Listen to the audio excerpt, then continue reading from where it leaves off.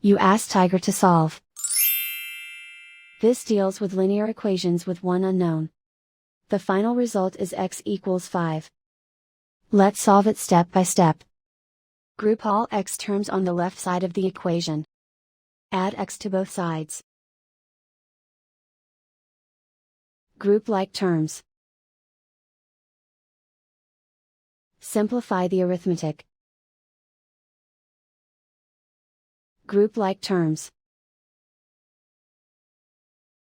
Simplify the arithmetic. Group all constants on the right side of the equation. Add 9 to both sides.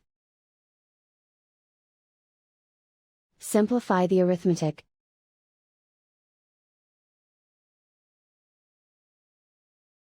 Isolate the x.